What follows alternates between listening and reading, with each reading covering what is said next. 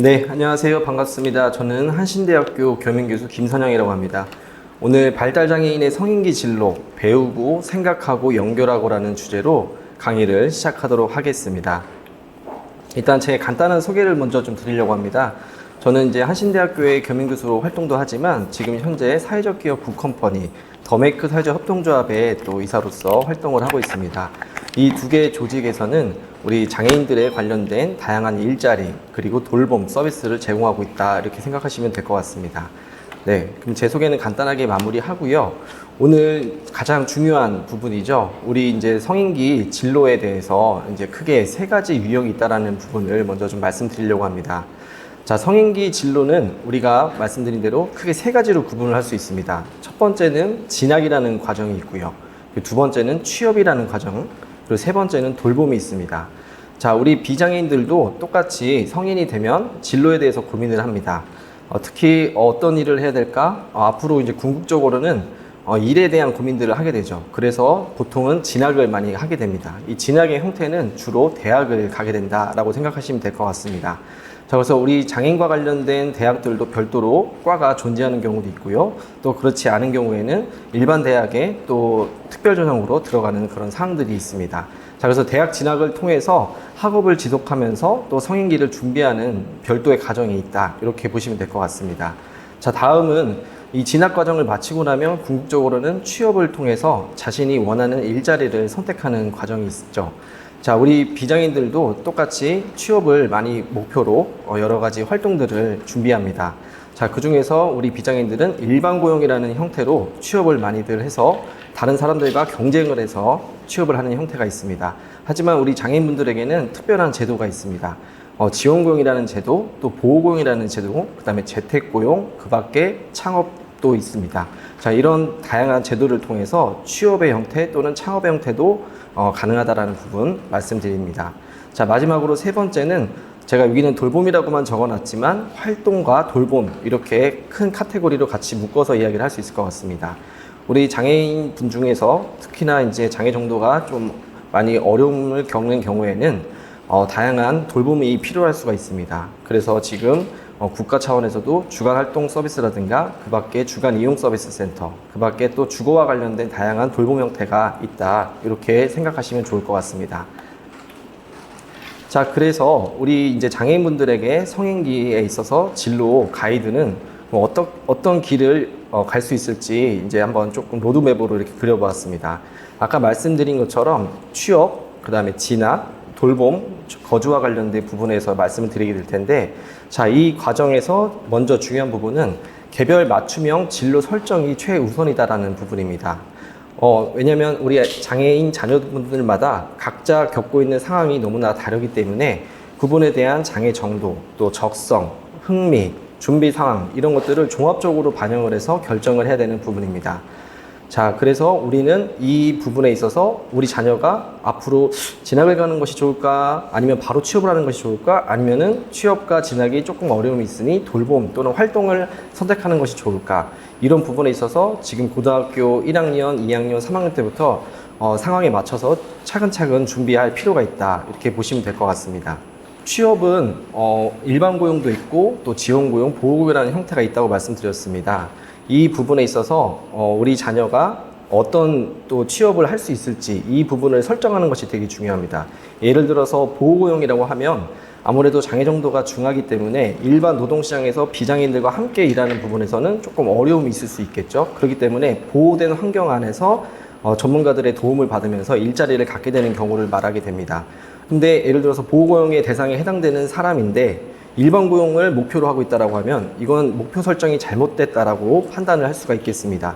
그렇기 때문에 우리 자녀의 상황에 맞는 그런 설정을 하는 것이 되게 중요한데, 이때 이 부분을 부모님 스스로가 결정을 하는 것이 아니라 전문가의 도움을 받거나 또는 기타 여러 분야의 다양한 사람들을 통해서 좀 자문을 구하는 경우도 좀 필요하겠다, 이렇게 말씀을 드리고 싶습니다. 자, 그 다음에 요즘에 최근에 이제 진학에 관련된 또 이슈들이 많이 있습니다. 특수학교 전공과라든가 또는 특성화 대학이라든가 또는 기타 일반 대학의 평생교육 과정에 이렇게 많이들 진학을 하시게 되는데요. 일단 사례에 대해서 한번 말씀을 드리면 제가 지금 근무하고 있는 대학이 두 군데가 있습니다. 이 두 군데 대학 중에 저희 대학 학생들 중에서도 특수교육 대상 학생이 있습니다. 지금 저희 학교 학생 중에 한 분도 이제 그 장애가 있는 분이거든요. 사실 좀 발달장애에 해당되는 그런 장애 유형을 갖고 있습니다. 그러다 보니까 아무래도 일반 교과 과정에서 따라오는 부분에서 좀 어려움이 있거든요. 근데 그 자녀의 상황을 사실 이제 부모님도 아시긴 하지만 부모님께서 스스로 내 자녀는 그래도 대학이라는 걸 나왔으면 좋겠어. 그리고 일반 4년제를 나왔으면 좋겠어. 라는 좀 그런 마음에 이제 좀 강행을 하고 계시거든요. 하지만 그 학생은 조금 점점 이제 학년이 올라갈수록 힘들어하는 그런 모습들을 보이게 되면서 제가 이제 부모님과 상담을 하면서 자녀의 상황을 조금 더 고려해 주십사라는 부탁을 좀 드리고 있습니다. 이런 게 이제 어떻게 보면 이제 일종의 괴리감이 될 수 있겠죠. 그래서 이제 중요한 거는 우리 자녀의 상황에 맞는 선택을 하는 것이 되게 중요하다. 이렇게 말씀을 드릴 수 있을 것 같고요. 그 다음에 또 마지막으로 이제 돌봄과 관련된 또는 거주와 관련된 서비스들이 과거와는 다르게 국내에서 이제 여러 가지 법들이 만들어지고 그거에 따른 다양한 서비스들이 만들어지면서 지금은 이제 평생교육 또는 또 주간이용, 주간활동, 그 밖에 또 거주와 관련된 그룹홈, 또 체험홈, 다양한 형태들이 있다. 이렇게 이제 보시면 될 것 같습니다. 근데 우리가 보통은 진학이라는 걸 할 때 처음부터 무엇을 정하고 딱 할 것인가 이렇게 한 번에 결정을 하기는 사실 어려움이 있습니다. 그래서 여러 가지를 한꺼번에 종합적으로 고려하는 부분이 좀 필요하다라는 말씀을 드리겠습니다. 자, 지금 보시는 텍스트에 이제 있는 것처럼 학교 졸업은 끝이 아니라 새로운 삶의 시작입니다.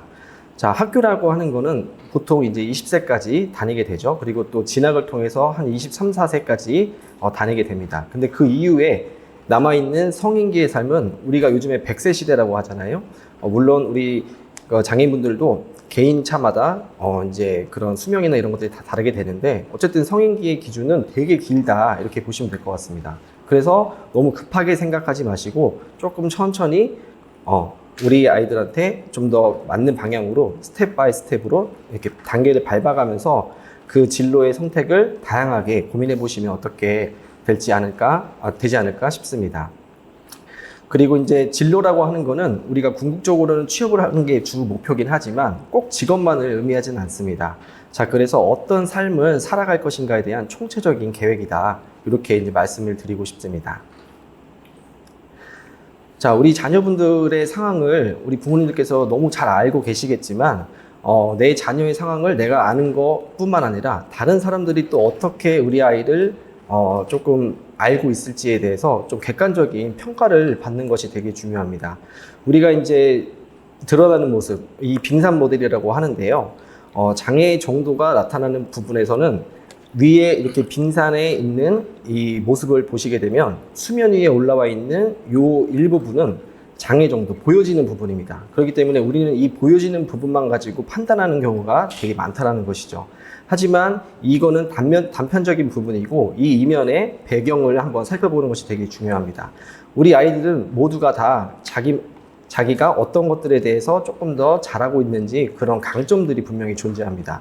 그리고 또 어떤 부분에서의 적성이 좀 두드러지게 나타나는지 그런 부분들도 살펴볼 필요가 있겠고요. 그 다음에 또 흥미라고 하는 이런 부분들, 또 환경적인 부분이 어떻게 우리 아이한테 영향을 미치는지 이 모든 것들이 종합적으로 잘 형성이 되게 되면 이 장애 정도의 부분이 조금 많이 양상이 달라질 수 있다는 부분을 말씀드리고 있습니다. 자, 그래서 아까 말씀드린 것처럼 객관적인 평가라는 것이 되게 중요하다고 말씀을 드렸는데요. 우리 장애인공단뿐만 아니라 지역에 있는 다양한 복지기관들에서 장애 학생들에 대한 부분에 있어서 객관적인 평가라는 걸 진행을 합니다. 그 부분이 바로 직업능력평가 또는 직업평가라고 하는데요. 이 부분을 의뢰를 통해서 한번 검사를 받게 되면 우리 아이가 현재 직업적으로 갖고 있는 강점, 적성 또는 흥미, 기타 환경적인 측면에서 어떤 부분이 조금 부족하고 어떤 부분이 더 우월한지 이런 부분들을 살펴볼 수가 있을 것 같습니다. 그래서 그런 데이터를 바탕으로 우리 자녀에게 좀 더 적합한 진로 계획을 수립하는 단초가 되지 않을까 싶습니다. 자, 그리고 이제 이 진로 수립의 핵심 원칙을 이제 간단하게 설명을 좀 드리게 될 텐데요. 아까 말씀드린 것처럼 장애 정도, 또 적성, 흥미, 또 준비 상황 이런 것들을 토대로 우리 자녀의 이제 계획이 설정이 되게 됩니다. 조금 더 이제 자세하게 설명을 드리게 되면 우리가 취업이라는 걸 목표로 만약에 한다고 하면 취업도 아까 말씀드린 것처럼 일반 고용, 뭐 지원 고용, 보호 고용의 형태가 있다고 말씀드렸잖아요. 이 고용의 형태가 크게 아주 좀 상이한 부분들이 있습니다. 우리가 흔히 말하는 일반 고용, 지원 고용이라고 하는 거는요, 일반 노동시장, 일반 기업, 정말 사기업이라고 보시면 됩니다. 이런 사기업에 취업을 해서 자기가 정해진 시간에 근무를 해서 최저임금 이상의 돈을 받는 그런 형태라고 보시면 될 것 같습니다. 하지만 보호고용은 국가 차원에서 이제 보건복지부에서 지원을 받아가지고 설립된 시설이 이제 있기도 한데요. 그런 시설들이 크게 세 가지 유형으로 존재합니다. 첫 번째는 장애인 근로사업장, 두 번째는 장애인 보호작업장, 세 번째는 장애인 직업적응훈련시설이 있습니다. 이 시설에 이제 우리 장애인분들이 취업을 할 수도 있고요. 또는 훈련생으로 들어갈 수가 있습니다. 그래서 보호고용에서는요, 근로장애인과 훈련장애인으로 구분을 하게 됩니다. 자, 근로장애인은 근로자의 신분이 생깁니다. 그래서 근로계약서를 일반 노동시장과 똑같이 작성을 하게 되고요. 그리고 급여도 받게 됩니다. 다만 이 급여가 최저임금을 이상으로 받는 경우도 있고 또는 최저임금 적용제라는 제도를 통해서 노동 능력이 조금 일반 비장애인들에 비해서 많이 낮은 경우에는 최저임금을 미만으로 줘도 되는 그런 부분들이 있게 돼서 뭐 많은 분들이 생각하시는 것처럼 보호고용에서는 단순 조립을 하거나 포장을 하거나 일반 좀 너무 앉아서 단순 그런 인가공 작업을 많이 하다 보니까 뭐 우리 자녀가 좀 유의미하게 다양한 활동들을 했으면 좋겠는데 라는 아쉬움들을 많이 토로하시거든요. 그런 부분들을 통해서 그렇지만 이제 조금 더 보호된 환경 안에서 일을 할 수 있는 그런 여건이 조성되어 있다라고 이제 보시면 될 것 같고, 그리고 그 부분에서 이제 일의 능력에 따라서 조금 더 높은 급여와 낮은 급여를 이렇게 받을 수 있는 부분이 있다, 이렇게 보시면 될 것 같습니다. 아까 그리고 말씀드렸던 세 번째 장애인 직업적응 훈련시설은요, 훈련장애인만 존재를 합니다. 자, 그래서 훈련장애인이라고 하는 건 말 그대로 취업을 하기 위한 다양한 훈련들을 받을 수 있는 그런 형태를 이야기하는 거다라고 보시면 될 것 같아요. 자, 그리고 요 밑에 보시면 취업과 돌봄을 제가 이제 양극단으로 이렇게 좀 표현을 해놨습니다. 자, 그 이유는요, 바로 지원의 필요도가 아무래도 상대적으로 낮은 경우, 예를 들어서 혼자서 스스로 할 수 있는 것들이 많은 그런 학생의 경우에는 지원의 필요도가 낮겠죠. 그렇기 때문에 조금 더 취업에 유리할 수 있다는 부분이고요. 또 상대적으로 장애 정도가 중에서 많은 도움이 좀 필요로 하고 돌봄이 필요한 경우에는 케어 중심의 이런 서비스를 선택하는 것이 더 적합하지 않겠냐, 이렇게 이제 양극단으로 조금 설명을 해 놓은 부분입니다. 다만 최근에 이제 상황을 좀 말씀을 드리면 이 돌봄과 활동의 형태를 지향하면서 취업까지 병행하는 그런 형태들이 최근에 많이 늘어나고 있습니다. 자, 그래서 뭐 요즘에 최근에 뭐 발달장애인들의 이제 체육형 관련된 일자리 또는 미술 또는 음악 관련된 특화형 일자리들이 생겨나고 있거든요. 이런 부분들은 이제 장애인을 고용해야 되는 다양한 기업과 연계 고용을 통해서 이분들에게도 일자리를 마련해주는 그런 역할들이 있습니다. 자, 그래서 과거와는 다르게 최근에는 돌봄과 활동을 하면서도 취업을 할 수 있는 그런 상황도 존재하고 있다라는 부분을 말씀드리겠습니다. 자, 우리가 이제 진학이라고 하면 꼭 대학교 또는 전공과를 가는 것만 목표로 하지는 않거든요. 자, 그렇기 때문에 그 밖에 성인기가 됐을 때 갈 수 있는 다양한 형태 중에 하나가 바로 이제 인근의 지역에 있는 장애인복지관이라든가 또는 장애인공단에서 운영하고 있는 발달장애인 훈련센터라든가 또는 맞춤형 훈련센터라든가 이런 다양한 훈련센터들이 존재하게 됩니다. 자, 그 교육과정에 이제 진입을 해서 정말 직업에 관련된 특화 교육들을 이렇게 받을 수 있다라고 생각하시면 좋을 것 같습니다. 그리고 단순히 훈련만 받는 것이 아니라 훈련을 통해서 그 사람의 직업적인 흥미, 강점들을 잘 반영을 해서 취업까지 연계해드리는 그런 사업들도 존재하고 있다, 이렇게 보시면 될 것 같습니다. 자, 그리고 이제 진학은 아까도 말씀드린 것처럼 특수학교의 전공과 또는 전문대학 또는 대학교 또 발달장애인과 관련된 특성화대학들이 존재합니다. 그래서 이따가도 한번 설명을 드리겠지만 일단 다양한 학교에서 다양한 커리큘럼들을 만들어서 많은 우리 장애 학생들을 모집을 하고 있다, 이렇게 보시면 될 것 같아요. 자, 그리고 이제 활동은 발달장애인 평생교육 관련된 센터가 이제 내년부터 장애인 평생교육법이라는 게 이제 시행이 됩니다. 그 시행에 따라서 또 장애인과 관련된 평생교육이 되게 많이 확대가 될 예정에 있습니다. 자, 그리고 최근 한 5년 전부터 6년 전부터 이제 많이들 이렇게 이용하고 계시는 발달장애인 주간활동 서비스 센터도 이 활동 범주 안에 제가 이제 포함을 시켜 놓았습니다. 자, 그리고 그 밖에 이제 조금 더 많은 어려움이 있어서 돌봄을 좀 전적으로 받아야 되는 상황의 경우에는 장애인복지관 안에 있는 뭐 주간이용팀이라든가 또는 별도의 주간이용센터, 통합돌봄센터 이런 것들이 만들어져 있습니다. 자, 그리고 이제 거주와 관련된 부분들에서도 아까도 말씀드린 것처럼 다양한 장애인 거주시설, 그 다음에 또 그룹홈, 체험홈, 또 단기보호시설 이런 다양한 형태들이 있기 때문에 우리가 이제 그 삶의 의식주를 담당하는 것이 결국엔 집이잖아요. 이 집을 대체를 해서 다양한 형태의 주거 서비스가 존재한다라고 보시면 될 것 같습니다. 왜냐하면 우리 장애인분들이 혼자 살기가 당연히 어려움이 있을 수 있겠죠. 그렇기 때문에 근데 온전히 부모의 몫으로 이게 남게 되면은 결국엔 부모님들이 안 계실 경우에 자립을 하는 데 있어서 많은 어려움을 겪게 됩니다. 그렇기 때문에 조금 더 자녀가 어릴 때부터 이 거주에 관련된 부분에서도 같이 함께 고민해 주시는 부분이 좀 필요하다. 이렇게 이제 보시면 될 것 같습니다. 자, 그래서 이제 조금 이제 사례를 들어서 말씀을 드리려고 합니다. 이 성인기 발달장애인의 진로 3대 유형은 크게 취업이 있다고 말씀드렸잖아요. 이 취업이라고 하는 것의 궁극적인 목표는 자립과 사회 참여입니다. 자, 자립을 하기 위해서는 결국엔 돈이 좀 필요하죠. 그래서 직업이라고 하는 건 돈을 벌기 위한 하나의 일차적인 수단으로서 활용이 되기도 하고요. 그 다음에 또 본인이 이 직업을 통해서 다양한 활동에 참여를 할 수 있는 기회가 제공이 됩니다. 자, 그래서 지금 여기 보시는 것처럼 제가 크게 3가지 사례를 들었는데요. 일단 IT 테크와 관련해서 링키지랩이라고 하는 그런 장애인 표준사업장이 존재합니다. 이 표준사업장에서는 장애인과 관련된 부분에서도 특히나 디지털 접근성의 업무 전담을 좀 주로 하고 있는 그런 기업이라고 보시면 됩니다. 자, 그래서 컴퓨터에 조금 더 특화된 능력이 있고 데이터를 취합하거나 분석하고 이런 능력들이 가능하신 장애인분들은 이런 링키지랩에 취업을 해서 많이들 성공 사례로 이렇게 일하고 계시는 분들이 있다 말씀드리겠습니다. 자, 그 다음에 이제 소셜벤처 동구밭이라는 곳이 있는데요. 이 동구밭은 제조업 기반입니다. 그래서 이제 비누를 생산하거나 또 기타 다른 여러 가지 생산품들을 제품을 만들게 되는데요.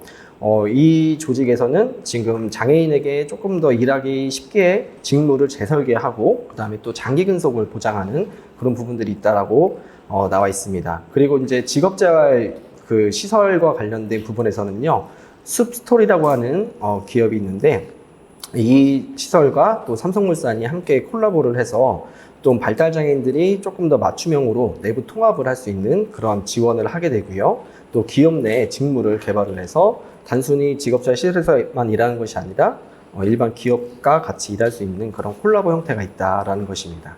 자, 그리고 두 번째는 이제 진학에 관련된 부분인데, 어쨌든 진학은 새로운 그런 삶에 있어서의 교육적인 부분에서 추가적인 배움을 요구하고, 그리고 또 다양한 캠퍼스, 우리가 캠퍼스라고 하는 부분에 있어서의 로망 같은 게 좀 있잖아요. 우리 장학생들도 그런 게 있을 수 있기 때문에 자녀가 그런 부분에서의 니즈가 되게 강하다라고 하면 진학을 통해서 다양한 캠퍼스 활동을 또 할 수가 있게 되겠죠. 자, 그래서 이제 대학은 크게 3가지로 구분을 해봤습니다. 일단 4년제의 그 과정이 있고요. 특성화 대학들이 있습니다. 지금 일단 나사렛대학교가 재활자립 학부라는 것을 만들었고요. 국내 최초의 발달장애인 고등교육기관으로 되어 있습니다. 그래서 나사렛대를 졸업을 하게 되면 학사라고 하는 학위까지 취득을 할 수 있고요. 그리고 지금 제가 자료에는 넣지는 않았지만 최근에 충남장애인 고용학과라고 하는 것을 나사렛대학교에서 또 별도로 만들었습니다. 이 충남장애인 고용학과라고 하는 거는 이 재활자립 학부랑은 별도의 조직입니다. 근데 이 과를 들어가게 되면요, 취업이 100% 전제가 되어 있습니다. 왜냐하면 일종의 계약학과 형태거든요. 그래서 일과 학습을 병행을 하는 형태로 진학을 할 수 있는 부분입니다. 그래서 제가 운영하고 있는 더메이크 사회적 협동조합에서도 지금 천안에 있는 나사렛대학교랑 협업을 해서 1학년 때는 일반 교과 과정을 학교에서 배우게 됩니다. 그리고 2학년 때부터는 이제 저희 더메이크라든가 또 기타 다른 관련된 기업들에서 일을 같이 하면서 공부도 하고 해서 결국에는 2학년 때부터 돈을 이제 받는 그런 임금을 받는 구조로 아예 그 계약학과 형태로 운영되는 부분도 있다라는 부분을 말씀드립니다. 자, 그리고 이제 전문 학사의 경우에는 아무래도 이제 그 학사인데 전문 학사죠. 일반 전문대라고 보시면 되는데, 이제 좀 사례를 말씀드리면 안산에 에이블 자립학과라는 곳이 있습니다. 우리 발달장애인과 관련된 부분에서 좀 특화가 돼서 다양한 현장의 실무를 경험을 하게끔 하고 또 지역사회에 많은 그런 경험들을 스스로 할 수 있게 해서 통합의 특화를 좀 가진 부분이 있다. 이렇게 말씀드립니다. 그리고 이제 기타 전공과와 관련해서는 뭐 지금 전국에 수많은 특수학교들이 있죠. 그럼 특수학교에 전공과들이 많이들 이렇게 진학을 하시는 걸로 알고 있습니다. 그래서 그 전공과 가는 것도 좀 경쟁이 나름 치열하거든요. 그렇기 때문에 뭐 다양한 전공과가 있지만 최근에는 어쨌든 공주대학교에 또 부설 특수학교에도 직업 특성화 교육이라고 하는 그런 특수교육 기관이 이제 별도로 만들어진 상황이다라고 그냥 사례를 말씀드리고요. 마지막으로 이제 돌봄과 관련해서는 맞춤형 통합 지원을 궁극적으로 목표로 하고 있습니다. 자, 그래서 이제 최근에 사례를 한번 봤을 때는 경기도에서는 AI 돌봄 서비스라는 걸 이제 얘기를 해서 첨단 혁신 기술을 우리 그 돌봄 서비스에다가 적용을 시킨 거다라고 보시면 됩니다. 자, 그래서 예를 들어서 어떤 장애인분이 활동하고 있는 공간에다가 카메라 같은 거를 설치를 하고, 그리고 그 카메라가 우리 사람들의 행동을 분석을 해서 또 심리를 분석을 해서 정서적인 위험이 좀 많이 높아질 것 같을 때는 좀 흔히 말하는 텐트럼이라고 하죠. 텐트럼이 올라올 것 같을 때 조기에 탐지를 해서 미연에 방지를 할 수 있는, 예방을 할 수 있는 그런 시스템들을 접목을 해서 운영이 되고 있는 사례들이 있더라고요. 그래서 그런 부분을 말씀드리는 거고, 그 다음에 좀 더 이제 지역에 촘촘하게 밀착 형태로 이제 요즘에 생겨나고 있는 다양한 주간활동 서비스 센터, 그 다음에 이용센터, 주간이용 센터들이 있습니다. 자, 근데 여기서 주간활동 서비스 센터는요, 우리 이제 발달장애인 관련된 법에 의해서 만들어지게 된 센터인데, 우리 발달장애인 분들이라고 하면 무료로 이용을 할 수 있는 그런 서비스라고 보시면 될 것 같고요. 네, 주간이용센터는 발달장애인 뿐만 아니라 기타 내병변 장애인분들도 같이 입소를 해서 이용할 수 있는 센터인데, 일종의 좀 자부담은 조금 들어가는 부분들이 있습니다. 그래서 많은 요즘에 현장의 사례를 보게 되면 아무래도 좀 성인기가 됐을 때 우리 장애인 자녀들이 조금 더 다양한 서비스를 이용하는 데 있어서, 또 우리가 서비스를 선택하는 데 있어서 되게 중요한 요건 중에 하나가 그 장애와 관련된 환경, 그 한마디로 시설이죠. 시설에 대한 부분들도 많이들 고려하시고, 그 다음에 또 하나는 그 시설에 있는 종사자분들의 그런 상황, 예를 들어서 전문가적인 수준이죠. 이 부분도 많이 고려를 하시는 것 같고, 그 다음에 이제 세 번째는 그 기간의 이제 서비스 이용에 대한 그런 이용료라고 보시면 될 것 같습니다. 그래서 이렇게 크게 세 가지를 어머님들이 많이들, 부모님들이 고려를 많이 하시던데, 어쨌든 종합적인 잘 고려를 통해서 어느 기간에 우리 자녀가 좀 더 안전한 환경에서, 그리고 전문적인 서비스를 받으면서, 그리고 좀 더 낮은 비용으로 이용을 할 수 있을 것인가, 이렇게 이제 고민을 해보시면 좋지 않을까 싶습니다. 자, 근데 여기서 중요한 부분은 부모님들께서 이런 다양한 시설에 접근할 수 있는 정보를 파악하는 것이 되게 중요합니다. 자, 그러기 위해서는 이거와 관련된 다양한 이제 뭐 포털 사이트라든가 또는 별도의 전문 기관이라든가 이런 사이트에 접속을 해서 정보를 습득하는 것도 하나의 방법이 될 수 있겠고요. 또 하나는 이제 부모님들 커뮤니티들이 있습니다. 요즘에는 뭐 카카오 오픈 채팅방들도 많이 존재하고요. 또는 뭐 네이버 카페라든가, 또는 부모님들과 관련해서 다양한 그러니까 활동을 하고 계시는 부모님들 단체들이 있습니다. 그래서 그런 곳에 이제 가입을 통해 가지고 정보를 습득하시거나, 또는 우리가 기존에 자녀분들이 대부분 어느 조직이든 어느 기관이든 다니고 있을 거예요. 그 다니고 계시는 기관, 특수교사, 우리 선생님들이 또 학교마다 진로 진학 상담교사라고 하는 분들이 계십니다. 이분들을 이제 좀 적극적으로 만나서 우리 자녀의 상황에 대해서 오픈을 하시고, 그리고 그거에 대해서 정보를 좀 많이 습득하시는 과정이 좀 필요하겠다 말씀을 드리고 싶습니다. 그리고 이제 24시간 케어를 할 수 있는 이제 그룹홈이라든가 최중증 통합돌봄 센터들이 또 최근에 이제 만들어져 있다, 이렇게 보시면 될 것 같아요. 각 영역별로 조금 더 자세한 내용을 설명을 좀 드리려고 하는데, 일단은 이 장애인 고용에 있어서 최근의 트렌드는요, 단순 고용을 넘어선 지속 가능한 일터로의 이제 그 전환이 좀 되게 중요하게 생각이 되고 있습니다. 하지만 대부분의 일반 노동 시장에서 우리 비장애인들도 정규직이라고 하죠. 정규직의 형태로 일을 하는 사람들도 있지만 또는 계약직의 형태로 부분 근로를 하는 경우들도 있습니다. 장애인분들 중에서도 좀 중증장애인에 해당되는 분들은 아무래도 정규직으로 채용이 되기는 사실 좀 어려움이 있죠. 그렇기 때문에 계약직으로 이제 근무를 하는 그런 형태도 있게 되는데요. 자, 어쨌든 최근에 근데 많은 또 이 소셜 관련된 사회 연대 경제라고 하는데, 이 연대 조직에 해당되는 기업들에서는요, 이 장애인들에게 조금 더 질 좋고 안정적인 일자리를 마련해 드리고자 하는 그런 노력들이 있다라는 부분도 말씀드릴 수 있을 것 같습니다. 자, 그래서 이제 지속 가능한 비즈니스를 창출하는 게 되게 중요한데, 그러려면은 어떤 것들이 전제 조건을 깔려야 되냐? 첫 번째는 바로 직무 재설계라고 이제 볼 수 있습니다. 그래서 우리 장애인분들의 특성에 맞춰서 생산 공정을 좀 단순화하거나 구조화를 해서 생산성을 높여야 아무래도 안정적인 일자리가 계속적으로 제공이 될 수 있겠죠. 자, 그리고 두 번째는 강점의 전문화입니다. 자, 그래서 장애 당사자의 시각이 필수적인 고유 업무이다라고 했을 때 이 부분을 우리 장애인분들이 잘하는 부분이니까 이거를 잘 활용을 해서 디지털 접근의 그 테스트를 통해 가지고 남들이 발견하지 못하는 부분까지 발견을 해서 이거는 조금 어려움이 있습니다. 이 부분은 개선을 하면 좋겠어요. 라고 하는 그런 형태로 추가적인 그런 새로운 가치를 창출할 수 있다라고 이제 보시면 됩니다. 자, 그리고 이제 세 번째로는 내부 통합형에 관련된 지원이 있습니다.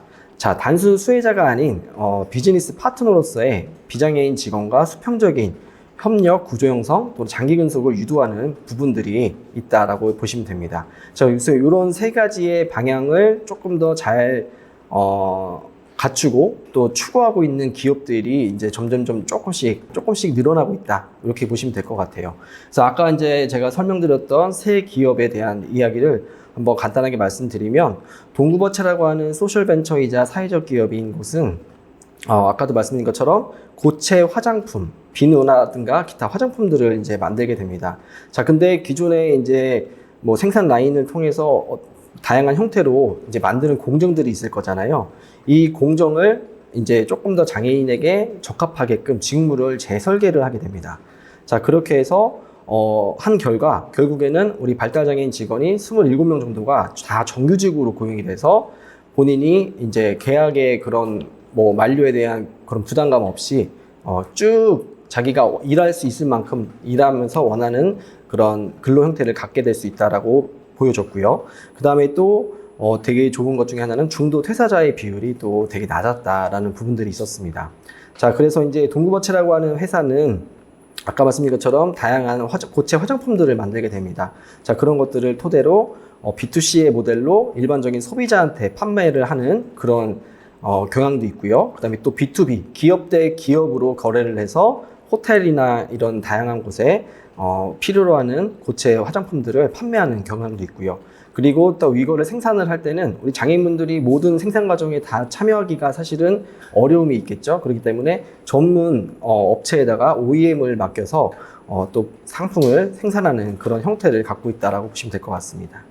자, 그 다음에 이제 링키지랩의 경우에는 장애인의 시각을 활용을 했다라고 보여집니다. 그래서 이제 디지털 접근성을 조금 더 어떻게 하면 높일 수 있을까에 대해서 이제 이야기를 하고 있고요. 그래서 링키지랩은 아마 제가 알기로 네이버의 자회사용 표준 사업장을 알고 있기 때문에 네이버라고 하는 이 디지털 기업에 아무래도 디지털과 관련된 여러 가지 시각화 자료들이 많이 요구되잖아요. 그런 부분에서 조금 더 높은 그런 좀 강점을 갖고 있는 장애인들을 발굴을 해서 취업을 시켰다라고 보시면 될 것 같습니다.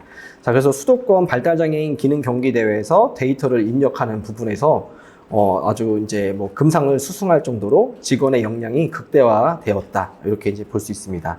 자, 그리고 이제 숲스토리라고 하는 이 직업자 시설이 있는데요. 여기는 이제 리사이클링, 우리가 이제 흔히 말하는 어떤 물건을 우리가 안 쓰는 것들을 다시 재활용하게 되는 그런 부분이잖아요.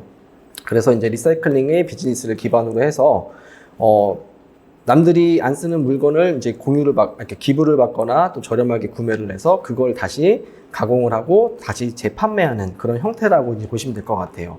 자, 그래서 이제 비장애 직원과의 내부 통합형 지원 모델이라고 되어 있는데, 결국엔 비장애인 직원이 우리 장애인분을 조금 더 일을 하는 과정에서 적극적으로 지원해주는 그런 내부 통합의 모델을 갖고 있다. 그렇게 해서 직무 적합도가 많이 높아졌다라는 부분을 볼 수 있을 것 같습니다.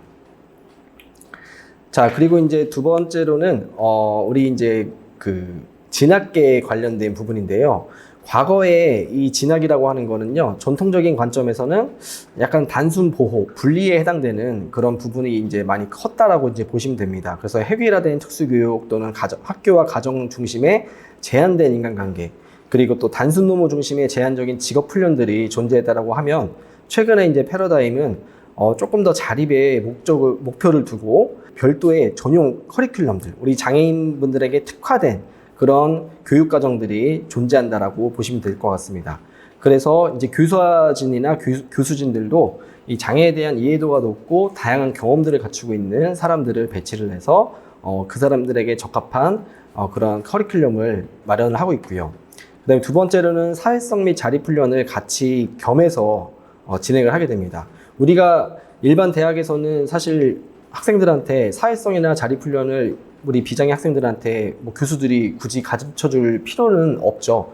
하지만 이제 우리 장애 학생들한테는 그런 부분들이 좀 더 같이 교육과정 안에 들어가서 어떻게 하면 사회인으로서 좀 더 다양한 사람들과 함께 어울릴 수 있을 것인가, 그리고 스스로 해낼 수 있는 능력을 키울 것인가, 이런 부분들이 이제 같이 교육과정에 들어가 있다라고 보시면 됩니다. 우리가 이제 사실은 취업을 뭐 궁극적인 목표라고 설정을 한다고 했을 때, 취업에서는 가장 중요한 것 중에 하나가 바로 이 부분입니다. 대인관계 기술, 그 다음에 위생관리, 또 대중교통에 대한 이용이 있습니다.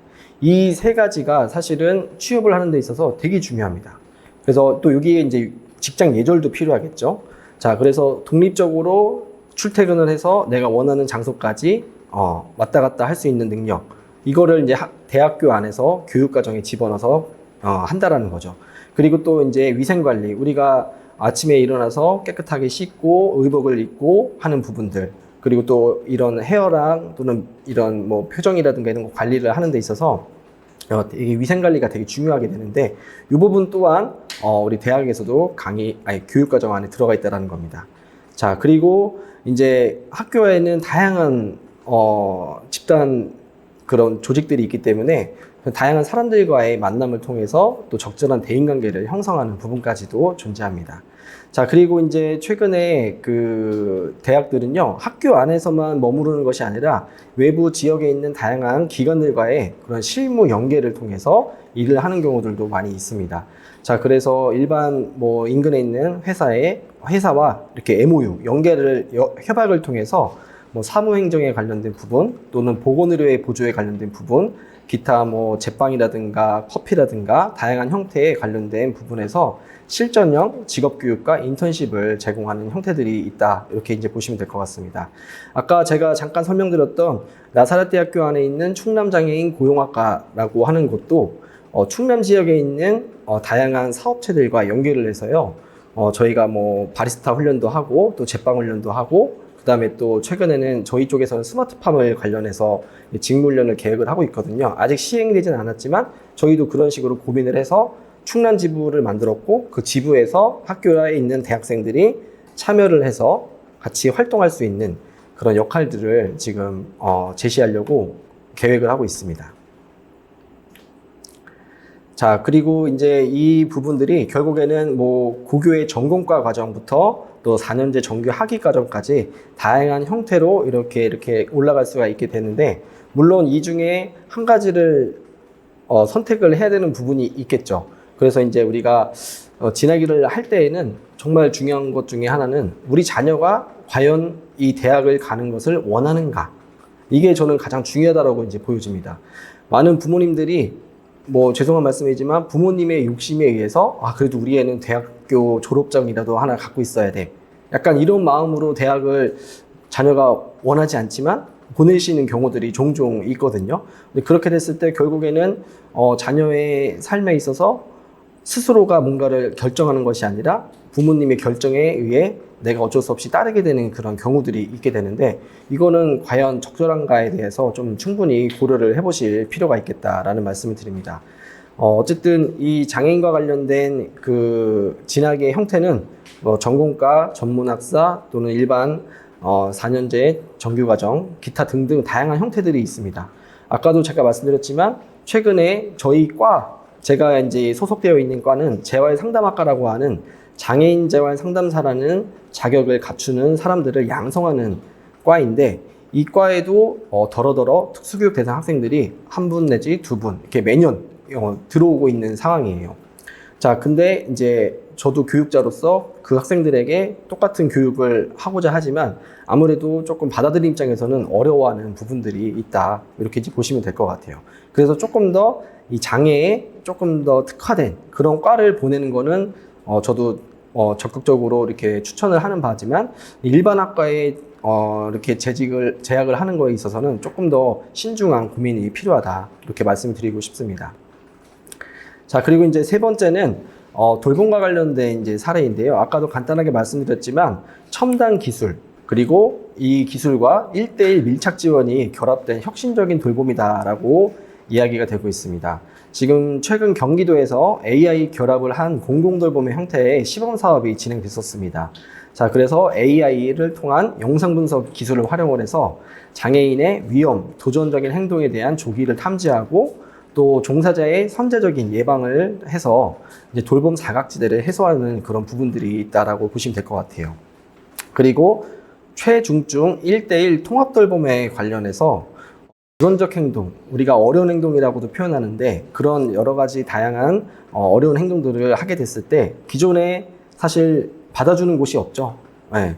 일반 뭐 복지관이나 주간이용 시설이나 이런 곳에서도 이 친구는 좀 힘들 것 같아요, 어렵습니다, 죄송합니다, 이렇게 거부당하는 경우들이 많았습니다. 자, 그래서 그런 분들을 위해서 일단 생겨난 제도다라고 보시면 될 것 같아요. 그래서 이 정말 1:1 서비스가 꼭 필요로 하는 최중증 통합돌봄에 해당되는 사람들에게 주간 및 24시간 맞춤형 개별 지원을 통해서 좀 더 안전한 그런 돌봄을 받을 수 있는 상황이다라고 보시면 되겠습니다.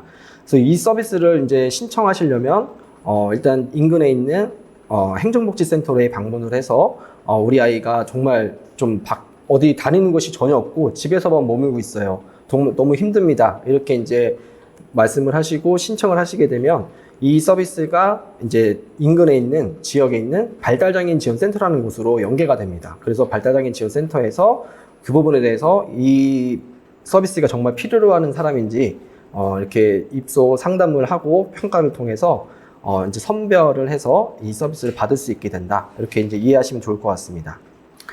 자, 그리고 이제 뭐 아까도 계속 말씀드린 것처럼 지역사회에 다양한 시설들이 존재하기 때문에 그 시설들을 우리가 어떻게 이용을 할 것인가, 그 인프라들을 우리가 잘 정보를 습득을 해서 내가 살고 있는 지역에 인근 뭐 3km 이내에 뭐 어떤 주간 이용 센터가 몇 개가 있고, 또는 복지관이 몇 개가 있고, 주간활동 서비스가 몇 개가 있고, 뭐 기타 다른 어떤 직업재활 시설이 몇 개가 있고, 이렇게 이제 정보를 수집을 하고, 그리고 그 안에서 우리가 좀 선택이, 그러니까 내가 우리 아이한테 좀 더 적합한 기관을 선택하는 그런 형태들이 좀 필요하다, 이렇게 이제 보시면 될 것 같아요.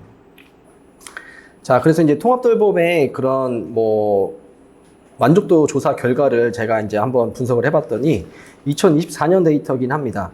일단은 뭐 이 최종적 통합돌봄에 대한 만족도와 성과에 있어서 지속 의향에 대한 부분이 되게 높게 나왔죠. 97.8%의 그 만족도가 있었다라는 거. 그 다음에 친절도도 좋았다. 또 주변에 추천을 할 의향이 있느냐, 이것도 되게 높은 그런 수치로 나타났다는 걸 볼 수가 있습니다. 자, 그리고 이제 서비스 이용 후에 어떤 변화가 생겼는지 한번 보게 됐을 때 가장 높은 거는 돌봄 부담에 대한 완화, 그리고 우리 부모님들 스스로의 스트레스 해소가 있다라고 보여집니다. 높게 나타났습니다. 그리고 이제 또 우리 자녀의 그 정서적인 안정이 조금 더 이렇게 좀 평탄해졌다, 이렇게 볼 수 있겠죠. 자, 그래서 이 시범 사업은 어쨌든 조금 전국적으로 되게 높은 경쟁률이 있었다라는 그런 얘기가 나와 있고요. 그 다음에 또 데이터에 기반을 한 심리 케어를 가능하게 해서 실제 이 장애 전문 어린이집이라든가 기타 장애인 관련된 시설에다가 이런 뭐 환경을 구축해 놓고 현장 실증을 통해서 조금 더 맞춤형이고 촘촘한 돌봄이 제공이 가능했다, 이렇게 이제 보여집니다. 우리가 이제 취업이라든가 진학이라든가 돌봄이라는 거는요, 이렇게 딱 분리해서 볼 수는 없다라고 저는 판단을 합니다. 이게 결국에는 좀 약간 회전고리처럼 뭐 처음에는 진학을 하게 되겠죠. 그리고는 또 취업을 할 수도 있고요. 그 다음에 취업을 하면서도 또 돌봄이 필요한 경우도 있을 수 있습니다. 자, 그렇기 때문에 이 모든 연결고리가 하나의 유기적인 생태계를 구축하는 것이 되게 중요하다. 이렇게 말씀을 드릴 수 있을 것 같습니다. 그리고 이런 것에 가장 중요한 거는 우리 장애인 당사자분들의 자립적이고 존엄한 삶을 우리가 지켜주는 것이 되게 중요하다. 이렇게 보시면 될 것 같습니다. 자, 그래서 우리가 이제 단절된 새 갈래가 아니라 진학을 통해서 사회성을 기르고 또 혁신적인 돌봄 기술의 지원을 받으며 또 자신에게 최적화된 일터에서 취업을 유지할 때 비로소 진정한 자립이 완성될 수 있다. 이렇게 보시면 될 것 같습니다. 자, 그리고 이제 부모님들께서는 누군가가 이 부분에서 좀 많은 것들을 해결해 줬으면 하겠다라는 그런 니즈들, 욕구들이 이제 사실 많이 있는 게 사실입니다. 저도 지금 제가 현장에도 같이 있기 때문에 제가 운영하고 있는 구컴퍼니에도 발달장애인 또는 기타 느린학습자 친구들이 약 한 150에서 160명 정도가 매일같이 다니고 있습니다. 정말 많은 학생들 그리고 학부모님들 제가 이제 만나고 있기 때문에 이분들이 무엇을 원할까, 그리고 어떤 상황에서 어떤 어려움들을 갖고 있을까, 이런 것들을 저도 몸소 다 잘 알고 있는 상황인데, 그럼에도 불구하고 현실적으로 우리 자녀의 상황이 부모님들의 그런 여건과 이런 것들을 잘 종합적으로 고려를 해야만 개별적인 지원이 가능한 부분이거든요.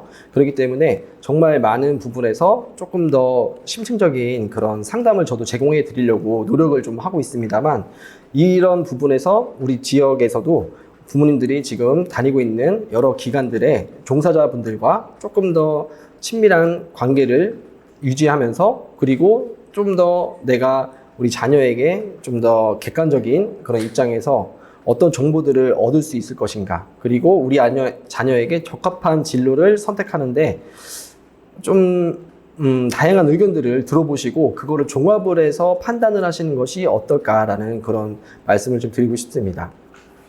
아까 말씀드린 것처럼 혼자 고민하지 말고 전문 기관과 함께 계획을 하시라, 이렇게 말씀드리는데, 자, 그 연결고리는 바로 특수학교에 만약에 지금 다니고 있다, 또는 특수학급을 다니고 있다, 그러면 학교에 계시는 선생님들이 있을 수 있겠죠. 물론 여기서 중요한 거는 선생님들마다 다 이런 양질의 정보를 갖고 있느냐, 사실 그렇지는 않을 수 있습니다. 그렇기 때문에 이 부분에서 조금 실망을 하시는 경우들도 종종 있긴 하더라고요. 장애인복지관에 있는 전문가라 그래서 다 전문성이 엄청나게 다 뛰어난 거는 사실 아닙니다. 그렇기 때문에 부모님들이 판단하에 조금 더 우리 아이에게 좀 더 많은 관심을 갖고 있고 애정을 갖고 있고, 그리고 아이에게 정말 양질의 정보를 제공할 수 있는 사람들을 좀 다양하게 만나보시면서, 이 사람이면 내가 믿고 신뢰할 수 있겠다, 이런 기준들을 세워보시는 게 어떨까라는 말씀 드립니다. 자, 그래서 지역에 있는 특수학교, 특수학급에 계신 선생님들, 장애인복지관에 있는 전문가분들, 또 발달장애인 센터를 통해서 우리가 또 상담을 하는 그런 경우도 있겠죠. 그 다음에 또 장애인공단에 관련해서 또 취업과 관련된 전문적인 상담, 그 다음에 또 평생교육센터와 관련해서 교육에 관련된 상담, 이런 것들이 우리나라의 주무부처인 고용노동부, 또 보건복지부, 이런 기관에서 이렇게 다양한 형태의 시설들을 이렇게 마련을 해서 만들어 놓고 있습니다. 그래서 이 기관에 종사하시는 많은 분들과 좀 교류를 적극적으로 하셔라, 이렇게 말씀을 좀 드리고 싶습니다. 근데 요즘에는 사실 부모님들 커뮤니티에도 제가 이렇게 한번 옵저버를 해보면 부모님들도 생각보다 정말 스스로가 어떤 부분에 대해서 궁금증이 생기게 되면, 내가 이거를 빨리빨리 정보를 취득해서 파악해봐야겠다, 이런 경우들이 있으시더라고요. 부모님들끼리도 좀 더 나보다 많은 정보를 갖고 있는 부모님한테 공유를 받는 것도 방법이 되겠죠. 자, 일단 그리고 모든 자립에 있어서의 가장 기초적인 부분은 사실 우리가 이제 집에서부터 비롯됩니다. 가정 내에서 일상적인 집안일이 가장 훌륭한 첫 직업 훈련이다라는 말씀을 좀 드리고 싶습니다. 제가 알고 있는 한 발달장애인 부모님이 계시는데, 이 어머님은 자녀가 이제 고등학교를 졸업하면서부터 사실 자립을 빨리 얘를 집 밖으로 내보내야겠다, 이렇게 목표를 잡으신 거예요.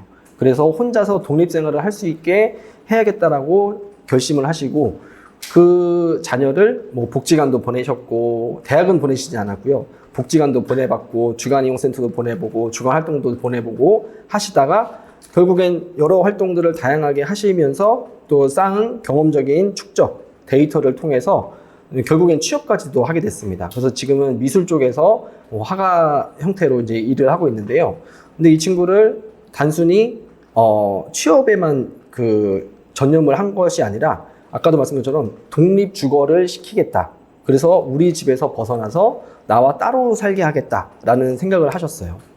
그렇게 해가지고 어릴 때부터 그룹홈, 체험홈에 대한 그런 경험들을 할 수 있게끔 했는데요. 근데 그 밑바탕에는 바로 뭐가 있었냐? 바로 이 집안일을 다양하게 시켰다는 게 있었습니다. 예를 들어서 주방이랑 식탁에서는 우리가 이제 스스로 음식을 해 먹을 수도 있어야 되잖아요. 혼자 예를 들어서 라면이라도 끓여 먹던가, 컵라면이라도 해 먹을 수 있던가, 아니면 간편 음식들을 조리해 먹을 수 있다라든가, 그리고 또 식사가 끝나고 나면 설거지를 할 수 있다라든가, 기타 여러 가지 식탁에 대한 정리를 한다든가, 이런 부분에서 부모님들이 온전히 다 자녀를 그냥 넌 치우고 있어 하지마, 이것이 아니라 작은 것부터 천천히 하나둘씩 할 수 있게끔 그 부분에서 노력을 해주시는 것이 좀 필요하다는 걸 말씀을 드리는 겁니다. 그리고 이제 거실에서도 마찬가지겠죠. 네, 정리정돈과 청소에 대한 부분들. 우리 부모님들 중에 그런 경우가 있으시거든요. 우리 아이는 너무 금이야 오기야 너무 귀해서 손 하나 까딱 안 하게 해주고 싶어. 물 한 방울 안 묻히고 그냥 편안하게 살아갔으면 좋겠어. 라고 하시지만 그럼 결국에는 그게 나중에 컸을 땐 부모님의 몫이 됩니다. 모든 게 다 자녀는 가만히 있고 부모님이 혼자 하셔야 되는 몫이게 되는 거예요. 그렇기 때문에 자녀들이 어릴 때부터 집에서 뭔가를 스스로 할 수 있는 능력들을 키워주려면 이런 부분들에 대한 역할을 지정해 주시고, 정말 안 될 것 같지만 어느 순간 또 됩니다. 예. 그렇기 때문에 하나씩 하나씩, 그리고 부모님이 생각하시는 바대로 완벽하게 이루어지진 않습니다. 솔직히 예를 들어서 이불 정리를 시켰는데 이불 정리가 우리가 칼각을 잡을 필요는 사실 없잖아요. 어느 정도 깔끔하게 내가 잠자고 일어났던 부분에서 이불을 그냥 한 번 내지 두 번만 접는다든가, 아니면 쭉 펼쳐서 침대 위에 올려놓는다든가, 이런 식의 훈련을 조금씩 해보는 것들이 쌓이게 되면 결국에는 어디 제 3의 장소를 가든 어디서든 스스로 뭔가 할 수 있다라는 부분이 이제 생기게 된다라는 거죠. 자, 마찬가지로 현관에서의 분리수거, 심부름, 그 다음에 또 세탁과 관련된 부분들도 있습니다. 이 자녀가 그래도 조금에 대한 경제관념이 좀 있어서 돈을 조금 좋아했습니다. 그래서 이거를 잘 활용을 해서, 야, 너 오늘 수건을 빨래를 하고 나서 수건을 이렇게 잘 개면 너가 잘했으니까 내가 5,000원을 줄 거야. 이런 식의 이제 어떻게 보면 강화물이죠. 강화물을 제공을 하고 조금 더 잘할 수 있는 방법으로 유인을 했다. 이렇게 이제 보시면 될 것 같습니다. 자, 그래서 모든 이 사회생활의 훈련 또는 직업에 관련된 훈련들은 특별한 곳이 아닌 매일의 생활 속에서 시작된다. 이렇게 이제 말씀을 드릴 것 같습니다. 자, 그리고 우리 장애인분들이 뭔가를 하려고 할 때 제발 말리지 마시고요. 일단 해보라고 조금 권장을 하시면 좋겠다라는 말씀을 드립니다. 자, 스스로 우리 장애인 자녀분들이 선택하고 실패도 해봐야 됩니다. 근데 이런 것들이 결국에는 나의 자양분이 돼서 경험이 됩니다. 그래서 이런 것들이 자립을 하는데 튼튼한 근육으로 만들어질 수 있다고 보시면 됩니다. 자, 그래서 기회를 제공해 주셔야 됩니다. 부모가 대신 결정하지 않고, 야, 이거 해봐, 이게 아니라 너 무엇을 하고 싶어? 어떻게 하고 싶어? 이런 것들을 물어보고 스스로 할 수 있는 경험을, 기회를 제공해 주셔야 됩니다. 자, 그리고 그거를 직접 실행을 해보고 또 도전을 해서 작은 선택이 되게 사소한 거여도 됩니다. 우리가 봤을 때는 되게 하찮고 별거 아닌 것 같은데 이런 것들이 그분들한테는 되게 크게 작용을 할 수가 있습니다. 우리가 흔히 말해서 살아가는 데 있어서 되게 중요한 것 중에 하나가 자존감입니다. 자아 존중감. 내 스스로를 존중하는 마음이죠. 근데 이 자존감이라는 게 한순간에 갑자기 높아지는 게 절대 아니거든요. 작은 것부터 하나씩 성취해본다는 기분을 갖게 되면 내가 못하던 활동을 하게 됐어. 예를 들어서 내가 컴퓨터를 켜고 싶은데 컴퓨터를 못 켰어요. 근데 우리가 알려주는 거죠. 자, 버튼을 누르고 조금 기다렸다가 이 화면이 뜨면 어떻게 하는 거고, 인터넷을 하는 과정에서 이거를 가르쳐 줬어요. 근데 그거를 스스로 못하던 학생이 자꾸 반복해서 할 수 있게끔 기회를 줘야 된다는 거죠. 예를 들어서 컴퓨터가 고장날까봐 겁이 나서, 야, 이거 키지도 마. 이렇게 하는 것과, 야, 일단은 뭐 고장나든 말든지 한번 해보자. 라고 해서 스스로 켤 수 있게 해보고, 그리고 자기가 들어가 보고 싶은 사이트에 들어가서 뭐 검색도 해볼 수 있게, 그런 경험들도 실행을 하게 하면 결국에는 내가 그때 성취감이라는 걸 얻게 되거든요. 그 성취감이라는 게 되게 큰 자양분이 될 수 있다는 겁니다. 물론 그 과정에서 불가피한 실수는 당연히 나타납니다. 인간은 모두가 다 똑같습니다. 저도 그렇고 우리 어머님들도 부모님들도 또 여기 계신 모든 분들이 다 완벽하지 않죠. 항상 실수라는 건 존재합니다. 하지만 그 실수는 그냥 받아들이면 되는 거예요. 아, 그랬구나. 다음부터는 그러지 말아야지. 본인도 그거를 직접 경험해봐야 알 수가 있습니다. 자, 그래서 그런 부분이 필요하겠고요. 그 다음에 이제 부모의 지지가 필요합니다. 그냥 시켜만 놓고 그냥 방관하는 것이 아니라 넘어지지 않게 막는 것이 아니라 다시 일어날 수 있도록, 야, 괜찮아. 이번에는 네가 실패했지만 실수했지만 다음엔 또 잘할 수 있어. 한 번 더 지지해주고 하는 역할. 이런 것들이 되게 중요하게 됩니다. 자, 그렇게 해서 점점 하나하나 쌓이게 되면 결국엔 궁극적으로는 자립심이라는 게 성장할 수 있다. 자, 그래서 경험을 바탕으로 다시 시도하게 된다는 거죠. 그래서 실패도 배움이고요. 이 작은 선택이 큰 자립으로 이어지게 됩니다.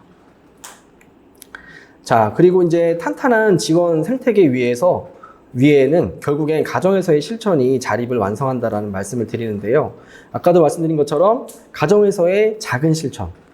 우리가 하다못해 뭐 가정일이 되게 많잖아요. 잡다한 일들이. 근데 그런 것들을 하나둘 하다 보면은 결국엔 조금 더 이제 사회에서도 충분히 이 아이가 뭔가를 해낼 수 있다라는 자신감이 생기고, 그걸 통해서 또 어떤 성취감을 얻을 수 있게 되면은 우리가 이제 흔히 말하는 자립이 조금 더 높아질 수 있다. 자립도가 높아질 수 있다라고 보시면 될 것 같습니다. 자, 그래서 이제 외부의 제도가 안전망을 일단 제공을 하고 있습니다. 지금 과거 몇십 년 전과는 다르게 현재의 우리나라의 장애인 관련된 제도는요, 사실 제도적으로만 보면은 아주 좀 우수한 편에 속합니다. 선진국과 비교해봐도요. 하지만 좀 충분하게 촘촘한 지원이 들어가는 데는 좀 한계가 있어요. 아무래도 이제 한정된 자원, 예산이 한정되어 있기 때문에 조금 더 촘촘한 1:1 지원이라든가 다각화의 지원을 하기 위해서는 정말 많은 돈과 시간이 소요되기 때문에 그 부분까지는 아직 국가에서 해결해주지 못하고 있습니다. 하지만 결국에는 그 부분의 역할을 이제 가정에서도 함께 해주신다고 하면 결국엔 진짜 이제는 우리 가정에서의 매일이 만들어지게 되는 부분에서 발생할 수 있다. 이렇게 이제 말씀을 드릴 수 있을 것 같습니다. 자, 그래서 이제 아까도 한번 보여드렸던 그 그림인데요. 우리가 이제 빙산 모델이라는 게 있습니다. 이 행동이라고 하는 것은 다 어떤 우리 물 밑에 있는 수많은 부분에서의 영향을 바탕으로 나타나게 된다고 보시면 됩니다. 자, 그래서 우리는 겉모습만 보고 판단하는 것이 아니라 숨겨져 있는 그 빙산 밑에 있는 여러 가지 기저요인들을 확인하는 것이 되게 중요합니다. 자, 예를 들어서 우리 장애인분들마다 감각적으로 조금 과민한 경우나 또 둔감한 경우들이 있겠죠. 감각의 과부하가 혹시 이 행동의 촉발 요인이지 않았을까? 또는 어떤 소통의 수단의 부재, 의사소통이 답답해가지고 예를 들어서 도전적 행동, 누군가를 막 뭐 해치려고 한다든가 때리려고 한다든가 아니면은 뭐 자해를 심하게 한다든가 아니면은 뭐 기타 뭐 소리를 지른다든가 여러 가지 행동들이 있겠죠. 근데 그런 것들이 이런 소통 수단의 부재로 인해서 나타나는 것이 아닌가, 또는 극심한 불안감으로 인해서 나타나는 것이 아닌가, 또는 신체적인 불편함에 의해서, 또는 예측 불가능한 환경에 의해서 뭐 다양한 원인들이 존재할 수 있습니다. 우리는 이 수면 아래에 있는 이 여러 가지의 원인들을 조금 더 종합적으로 잘 고려를 하고 진짜 주의 깊게 관찰을 해서 우리 아이가 왜 그럴까?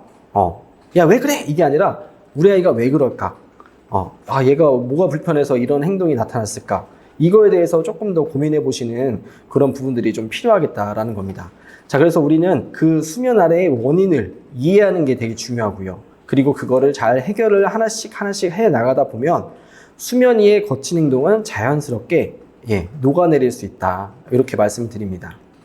자, 그래서 우리가 결국엔 궁극적으로 자녀를 나로부터 스스로 뭔가 할 수 있는 사람으로 키워가기 위해서는 이런 자립을 돕는 단계적인 지원 방법이 있습니다. 자, 그래서 이거를 우리가 비계 설정 모델이라고도 하는데요. 일단은 장애인 자녀가 어떤 상황인지는 제가 잘 모르겠습니다만 개별적으로 갖고 있는 그 고유한 상황에서 어떤 특별한 문제라기보다는 해결해야 되는 미션이 있다고 쳤을 때 그거를 조금 더 어떤 식으로 접근을 하는 게 좋을 거냐, 우리가 흔히 말하는 지원 방법입니다. 첫 번째는 뭐 예를 들어서 우리 보통 그러죠. 야, 이거 해, 이렇게 해봐. 언어적으로만 지시를 합니다. 근데 그 언어적인 지시를 통해서 이해가 높은 사람들은 물론 잘 하겠죠. 하지만 대부분의 사람들은요, 언어적인 지시만 가지고는 행동으로 이렇게 바로 표현하기에는 어려운 부분들이 존재합니다. 자, 그렇기 때문에 어떻게 해야 되냐? 처음에는 전적인 지원을 요구를 하는 경우들이 많습니다. 자, 그래서 예를 들어서 운동을 예를 들면요, 자전거를 타야 된다라고 했을 때 우리 아이한테 야, 자전거 타봐 이러면은 자전거 탈 수 있나요? 못 하잖아요. 그러면은 예를 들어서 네발 자전거부터 시작을 해서 부모가 직접 아이한테 할 수 있게끔 태워주고, 그 다음에 그거를 발을 구를 수 있는 방법도 알려주고, 어떻게 보면 어릴 때 꼬맹이 아이들한테 우리가 지원해줬던 방법이죠. 전적인 지원을 우리 아이가 지금 장애 자녀가 고등학생들이 됐음에도 불구하고 조금 아직 그런 부분에서 미숙한 부분들이 존재한다고 하면 처음에 우리 어릴 때로 돌아가서 전적인 지원부터 시행을 하는 것이 되게 중요하다는 겁니다. 자, 그래서 부모가 자식의 손을 잡고 모든 과정을 함께 수행을 해보는 거죠. 자, 그렇게 하는데 매번 그렇게 할 수는 없잖아요. 왜? 부모님들도 힘들기 때문에, 스트레스도 받고 몸도 힘들고 여러 가지가 고충이 있기 때문에 그렇게 할 수 없어요. 근데 쉽게 말해서 안 되는 게 있고 해서 또 진행이 가능한 부분이 있습니다. 뭐 예를 들면 신발을 스스로 신는데 그게 혼자 가능하지 않는 경우가 있겠죠. 예를 들어서 신는 거는 조금 쉬운 거니까 넘어가고요. 예를 들어서 우리가 흔히 말하는 신발의 끈을 묶는다고 치면요, 신발 끈을 우리가 리본으로 이렇게 묶는 과정, 이게 우리 특히나 이제 뇌 손상을 입은 장애 자녀들의 경우에는요, 이 뇌 구조상 이 손의 협응력이라든가 또는 공간에 대한 지각력, 그리고 눈손에 대한 협응력들이 낮기 때문에 이거를 리본을 묶어서 이렇게 예쁘게 끈을 묶는 것 자체가 되게 어려움이 있을 수 있어요. 이럴 경우에는 솔직히 안 되는 거기 때문에 백날 그거를 훈련시킨다고 될 수 있는 부분이 아니거든요. 그럼 이런 부분에 있어서는 과감하게 솔직히 포기하는 것도 필요합니다. 그래서 차라리 요즘에는 끈도 되게 다양하게 나오죠. 묶는 거 없이 그냥 바로 껴서 그냥 고무줄 같이 늘어나게 하는 부분들, 차라리 이렇게 외부 환경을 바꿔줘서 스스로 신을 수 있기 좀 더 편하게 환경을 바꿔주는 것도 되게 중요합니다. 자, 그래서 이 지원을 하는 데 있어서는 이게 내가 지원을 했을 때 어느 정도 수행을 해서 향상이 가능한 부분이냐 또는 아예 조금 어려운 부분이냐, 이거를 명확하게 판단하시는 것이 되게 중요합니다. 또 하나의 예를 들면요, 예를 들어서 우리가 학생들이기 때문에 학업에 대해서 좀 많은 관심들이 있으시잖아요. 예를 들어서 한글 또는 수학, 기본적인 이런 기초학습에 있어서의 어느 정도 수준까지는 우리 장애인 자녀분들도 충분히 가능합니다. 근데 남들이 다 하고 있는 그런 공부를 계속적으로 시킨다고 해서 이분들이 쉽게 말해서 10년을 아무리 열심히 공부를 시켜도요, 공부를 잘할 수 있느냐? 이거는 솔직히 조금 어려운 부분이 있습니다. 왜냐면 사람마다 갖고 있는 개인의 지능이 좀 다른데 이 지능에 따라서 이 영향을 많이 받게 되거든요. 근데 지능이 낮은 사람한테 한글을 10년을 가르치든 20년을 가르치든 한글을 깨우칠 수 없는 사람이 있어요. 근데 얘는 20살이 되도록 한글을 못 깨우쳐서 너무 답답해요 라고 하시는 부모님들이 가끔 계시거든요. 근데 이거는 솔직히 말하면 자녀의 그런 기능에 대해서 정확한 이해가 되지 않은 부분이 있습니다. 그래서 이런 거에 대해서는 우리가 흔히 말해서 좀 전문적인 상담을 통해서 우리 아이가 어느 정도 선까지는 가능하겠는가에 대한 부분을 미리 좀 어느 정도 예측을 할 수가 있거든요. 그래서 그런 부분을 통해서 어쨌든 전적인 지원을 하기 시작해서 조금 그 다음 단계로 넘어가면은 이 정도면 얘가 이제 지원을 좀 덜어내도 되겠다. 예를 들어서 내가 1단계부터 3단계까지 다 전적으로 지원해둔 걸 1단계는 이제는 내가 스킵을 하고 2, 3단계만 지원해주면 되겠다. 이런 식으로 부분적으로 지원하는 정도를 이야기하는 것입니다. 자, 그래서 행동의 시작만 도와준다든가 또는 몸짓으로 힌트를 제공을 해서 눈치껏 스스로 할 수 있게끔 내가 전적으로 도와주지 않더라도 그렇게 이제 단계를 바꿔주는 거죠. 그리고 이제 세 번째로는 언어적인 지원을 통해서 누구야, 우리 이제 이거 해보자, 어디 가자 했을 때 스스로 물리적인 도움 없이 말로만 방향을 안내하는 이런 모델이 되게 중요하겠죠. 그리고 그거를 통화해서 스스로가 할 수 있게끔 만드는 것이 되게 중요한 어떻게 보면 자립을 돕는 단계적인 지원이다라고 보시면 될 것 같습니다. 사실 이게 말로 설명하기에는 사실 애매한 부분이 있는데요. 되게 쉬울 것 같지만 엄청 어려운 부분입니다. 저도 지금 자녀를 2명이나 키우고 있고 이 2명의 자녀 아이들한테도 솔직히 아직 학령기 초등학생들이기 때문에 많은 것들을 이렇게 가르쳐 주려고 하거든요. 근데 저도 가끔 가다가 이렇게 할 때가 있어요. 그러니까 말로만 또는 몸짓으로만. 하지만 우리 아이들이 그거를 몸소 직접 해보지 않으면, 그리고 옆에서 끼고 가르쳐주지 않으면 못하는 경우들이 되게 많거든요. 근데 우리는 그걸 간과해서는 안 되고, 아까 말씀드린 것처럼 어릴 때 정말 많은 도움이 필요했던 시기로 되돌아가서 우리가 해준다라고 생각을 하고 한번 이렇게 설정을 해보시면 어떨까라는 말씀을 좀 드립니다. 자, 그래서 핵심은 전적으로 도와주는 것이 아니라 점진적으로 도움을 줄여나가는 것이다. 이렇게 말씀드리겠습니다. 자, 그리고 이제 기다림의 미학, 마법의 3초룰이라는 게 있습니다. 우리 자녀분들이 조금 느리잖아요. 느리다 보니까 우리가 즉각적으로 말을 했을 때 바로 행동으로 나타나는 경우는 좀 없습니다. 그래서 우리는 어떤 걸 해야 되느냐? 속으로 1, 2, 3 이렇게 천천히 좀 기다려주는 거를 연습하라라는 말씀을 드리는 겁니다. 자, 우리 아이들의 정보 처리 시간은 정보를 해석하고 그리고 신체 행동으로 옮기기까지 조금 더 우리 비장애인들에 비해서 많은 시간이 소요가 된다는 겁니다. 자, 그래서 좀 기다려주는 부분이 필요하다. 자, 그래서 우리가 조금 답답하고 화가 나고 좀 짜증이 나더라도 조금 기다려주자. 그래서 부모님들의 이제 우리 그 감정적인 컴다운이 좀 필요하다. 이렇게 말씀을 좀 드릴 수 있을 것 같아요. 자, 그래서 이제 우리 부모님들께 마지막으로 좀 말씀드리고 싶은 거는 내일부터 당장 어떻게 조금 하면 좋겠냐. 일단 첫 번째는 관점을 좀 바꾸는 것이 필요합니다. 내일 아이가 어떤 문제 행동을 보이거나 또는 어떤 어려움을 겪게 됐을 때 단순히 혼내기 전이 아니라 지금 얘가 어떤 도움이 필요할까? 그거에 대해서 스스로가 한번 되새겨보는 게 필요하다는 거예요. 얘가 왜 이런 행동을 보이는데 어떤 원인이 존재할까? 이거에 대해서 얘가 물론 감정적으로 스스로 뭔가 컨트롤하기가 어려운 친구들도 있을 수 있거든요. 그런 경우에는 외부의 도움이 필요할 수도 있겠죠. 예를 들어서 병원에 그런 진료를 받아서 약물을 처방을 받는다든가 아니면 꾸준한 치료를 받는다든가 이런 경향도 있을 수 있겠지만 그것이 아닌 학생의 경우라고 하면 얘가 충분히 어느 정도 표현도 가능하고 자기를 스스로 좀 조절할 수 있는 아이인데 왜 이게 잘 되지 않았을까 했을 때 그 이면에 아까 말씀드린 것처럼 수면 아래에 있는 모든 요인들을 좀 더 종합적으로 살펴보는 것이 필요하겠다는 겁니다. 자, 그리고 이제 두 번째로는 3초를 기다려주는 조금 더 내가 차분하게 대응하는 부분들. 그리고 이런 것들이 잘 이루어지게 되면 어쨌든 우리 부모님들께서는 많은 소진으로부터 벗어나실 수가 있습니다. 소진이라고 하는 게 우리가 흔히 말하는 자녀를 키우는 양육의 스트레스, 부담이거든요. 돌봄에 대한 부담.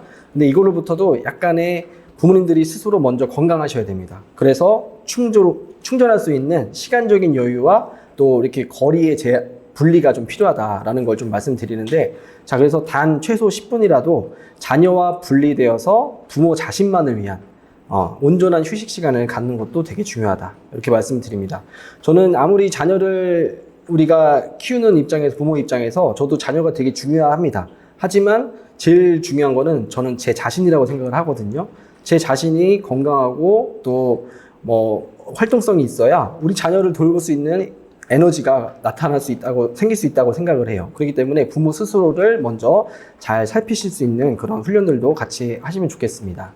자, 그래서 이제는 조금씩 준비를 해야 될 시간인 것 같습니다. 지금 이제 장애인 자녀분들마다 상황이 너무나 다르실 텐데요. 우리가 이제 궁극적으로 가야 될 목표는 우리 아이를 우리 가족만이 평생 돌보는 것이 아니어야 됩니다. 네. 결국에는 우리 아이가 누군가의 도움을 받아서라도 나의 도움만이 아니라 누군가의 제3자의 도움을 받아서 스스로 살아갈 수 있는 힘을 길러주는 것입니다. 이게 결국에는 우리 부모님들께서 궁극적으로 하셔야 될 최종의 목표다라고 이제 볼 수 있을 것 같습니다. 자, 일단 오늘 시간이 너무 좀 제한적이어서 제가 조금 더 자세한 설명을 드리진 못했고요. 그리고 이 방송은 어쨌든 유튜브에 송출되는 부분이다 보니까 조금 더 이제 실제 사례를 좀 적나라하게 말씀드리는 부분에서는 좀 제한이 있었다라는 말씀을 드립니다. 자, 어쨌든 오늘 과정을 통해서 좀 도움이 되셨으면 좋겠고요. 앞으로 우리 자녀분들의 성인기에 행복한 그런 삶을 잘 구축할 수 있도록 부모님들께서 많은 응원과 지지 해주시면 감사하겠습니다. 네, 오늘 강의 여기서 마무리하고요. Q&A 시간 갖도록 하겠습니다. 네, 감사합니다. 네, 어제 사전 질문이 이제 2가지가 들어왔었습니다. 첫 번째는요, 우리 장애 학생을 키우는, 고등학생 자녀를 키우는 부모님이셨던 것 같은데, 이 자녀분이 음악 악기를 클라리넷 하나랑 그 다음에 이제 국악 악기 중에 제가 갑자기 이름이 생각이 안 나는데 하여튼 국악 악기를 2가지를 잘 다루는 그런 학생이라고 들었어요. 근데 대학 진로에 대해서 진학에 대해서 좀 고민을 하시는 것 같더라고요. 그래서 이제 이 클라리넷으로 전공을 해서 대학을 갈 것이냐 아니면 이 국악기를 통해서 갈 것이냐. 근데 이 아이가 갖고 있는 재능은 조금 더 국악에 더 특화되어 있다라는 메시지였습니다. 그래서 실제 그런 대학을 좀 진학을 해보고 싶은데 그런 과에서 과연 우리 아이들을 받아주느냐에 대한 질문을 좀 하셨었어요. 그리고 그런 정보를 누군가가 알려주는 사람이 없었다.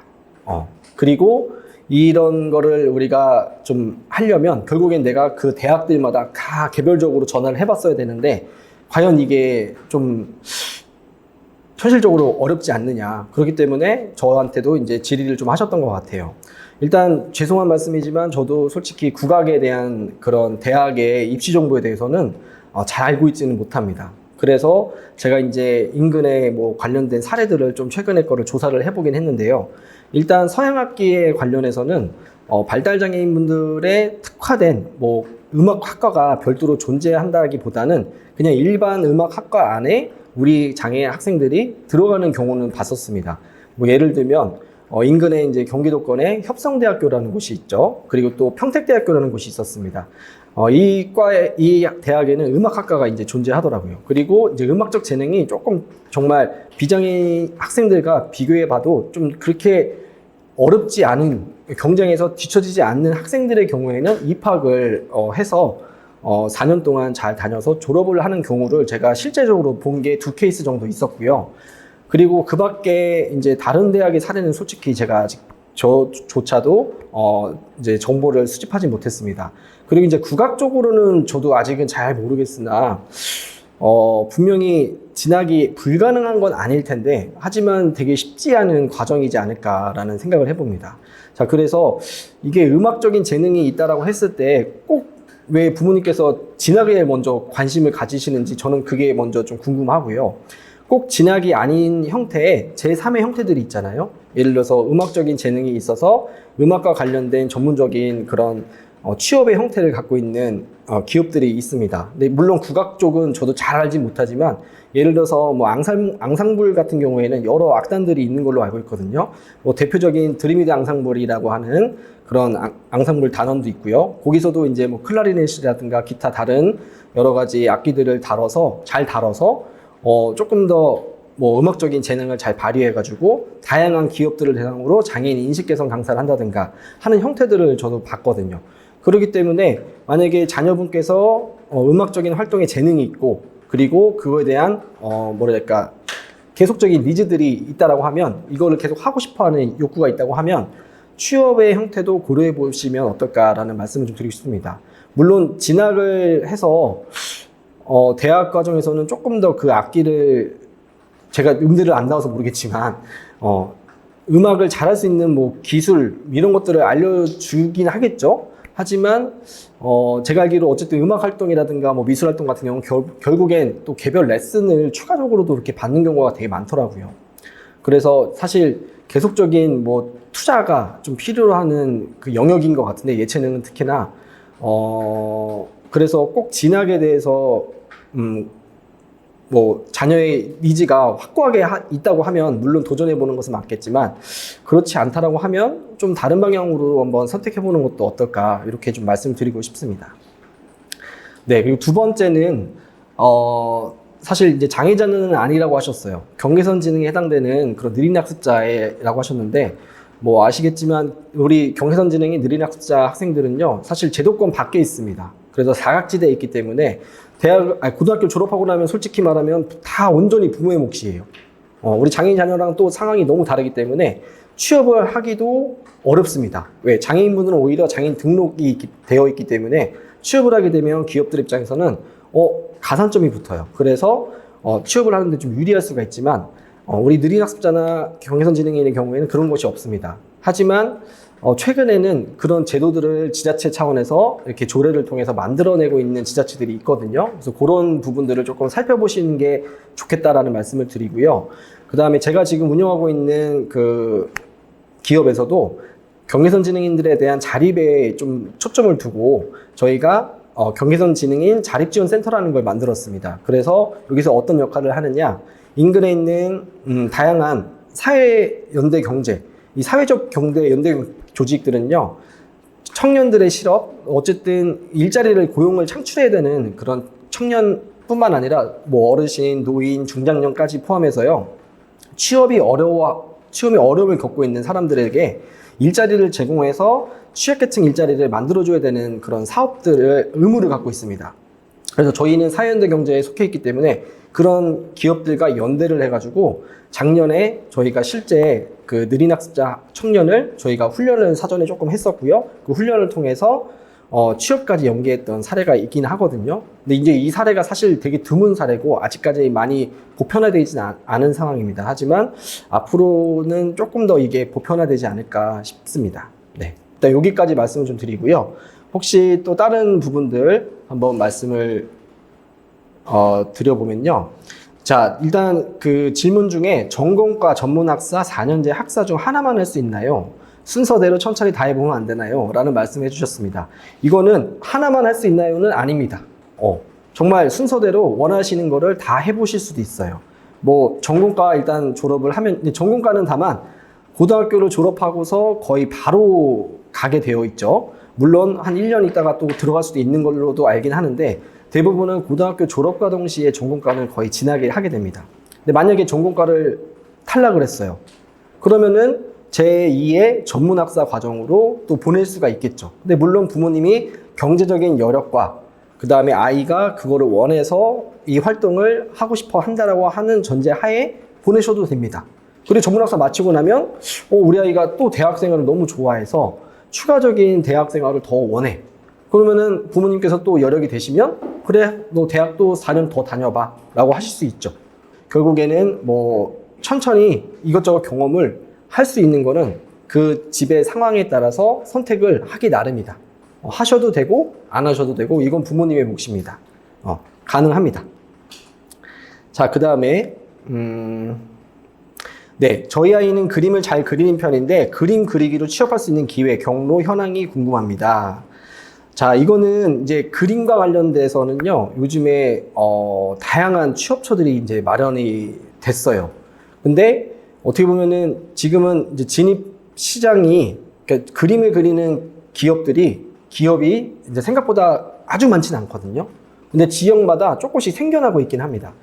제가 지금 거주하고 있는 지역은 수원인데 수원에도 이 그림과 관련돼서 조금 더 활동을 전적으로 하고 있는 어떤 그 센터가 있어요. 여기는 예를 들면요, 장애인 주간활동 서비스 센터를 하는 곳입니다. 근데 이 주간활동 서비스 센터에서 그림을 조금 잘 그리는 친구들을 모아가지고요, 어떤 기업을 조인을 해가지고 연계를 했어요. 그래가지고 이 기업에서 장애인을 고용해야 되는데 자기네가 직접 고용하기가 어려우니까 연계 고용을 해가지고 이 센터에 있는 그림 좀 그리는 친구들한테 일자리를 제공해 준 거예요. 그렇게 해서 이 센터의 4시간은 주간활동 서비스를 받고 나머지 4시간은 그 센터의 어떤 공간에서 그림을 그리는 겁니다.